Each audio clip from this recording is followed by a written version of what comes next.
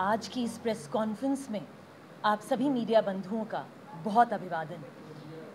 10 अक्टूबर 2022 को जम्मू एंड कश्मीर के एक बहुत ही इम्पोर्टेंट विसल ब्लोअर और वरिष्ठ वकील माननीय शेख शकील अहमद जी सीबीआई के नेशनल हेडक्वार्टर्स न्यू दिल्ली में एक कंप्लेन दायर करते हैं।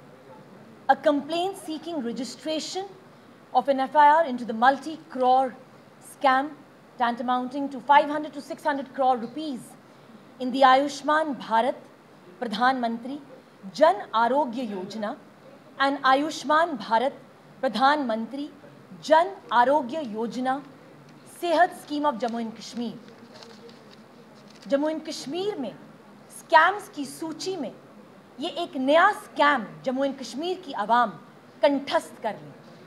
10 अक्टूबर 2022 की जो ये कंप्लेंट है उसमें कुछ महत्वपूर्ण बिंदु जो है मैं आप लोगों के समक्ष रखना चाहूँगी। पहला, माननीय प्रधानमंत्री जी ने जब ये फ्लैगशिप प्रोग्राम और सेहत स्कीम जम्मू एंड कश्मीर में लॉन्च करी, so this was done with a very simple agenda to provide health insurance cover to all the people of Jammu and Kashmir.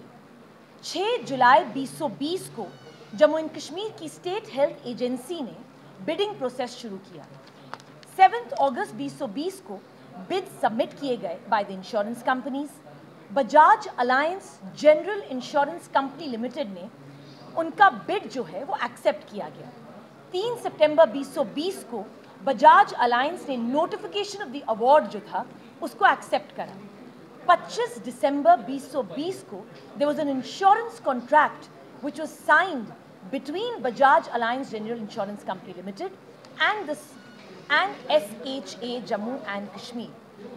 इस कॉन्ट्रैक्ट में कुछ important terms and conditions थे। One of the most pivotal clause was clause 27.3। 3 महत्वपूर्ण मुद्दे जो इस clause में रखे गए वो ये थे that the contract would be for a period of 3 years and the renewal of the contract would be every 12 months. And the service provider, that is the insurance company, cannot terminate the agreement or the contract unless and until State Health Agency of Jammu and Kashmir defaults in making the premium payment. मतलब जो State Health Agency जो है Jammu and Kashmir की, अगर वो premium पे नहीं कर पाती तभी जो थी ये इंश्योरर जो था अपना कॉन्ट्रैक्ट जो था उससे एग्जिट कर सकता था। मगर 13 सितंबर 2021 को बहुत ही निंदनीय बात है कि बजाज जनरल इंश्योरेंस कंपनी जो है Bajaj alliance general insurance company limited ने एक एग्जिट नोटिस दे दिया।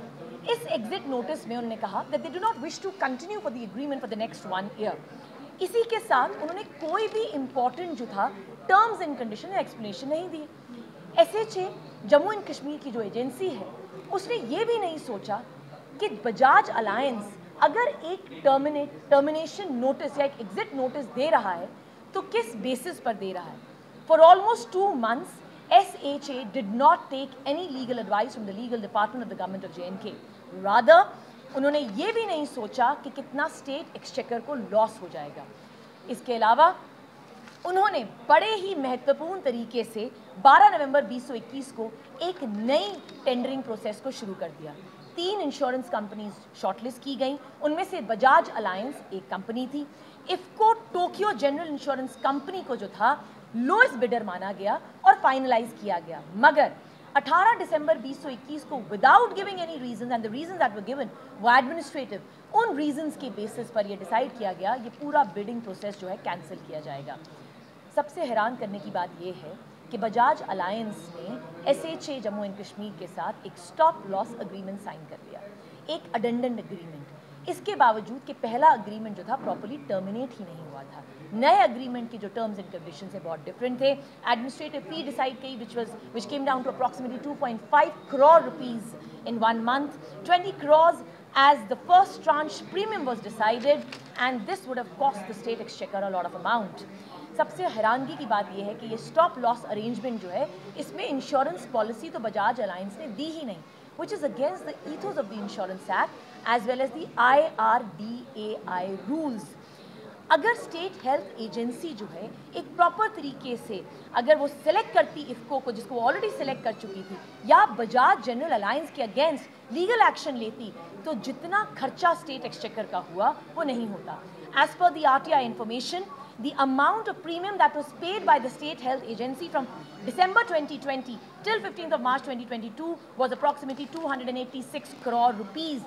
The beneficiary units were increased, the state exchequer was looted, lot of amount was paid, criminal misconduct was carried out by the officials of the state health agency.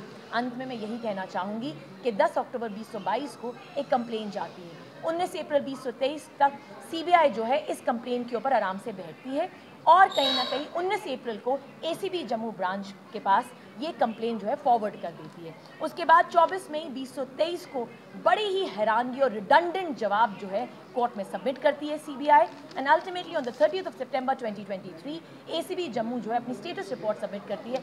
अगर आप वो status report पढ़ें तो उससे ये बड़े अच्छे ढंग से दर्शाया जाता है कि कहीं ना कहीं all the misdeeds of the officials of the SHA of Jammu and Kashmir and the other officials who involved of the Jammu and Kashmir government, उनके मिसडीड्स के ऊपर पर्दा डाला गया है। CBI and ACB are very pivotal bodies and these are made for the benefit of the people of India, that is Bharat. आम आदमी party की प्रवक्ता होने के नाते अपनी सीनियर लीडर्स के साथ मैं जम्मू एंड कश्मीर की आवाम को ये मैसेज देना चाहूँगी कि अब याचना नहीं होगी, अब रण होगा। चाहे वो रण पंचायतों से शुरू होकर असेंबली तक पहुँचेगा। हम आप जैसे मीडिया कर्मियों के माध्यम से जितने भी स्कैम्स जो हमने कंठस्थ किए हुए हैं आपके समक्ष रखेंगे। और अंत में मैं LG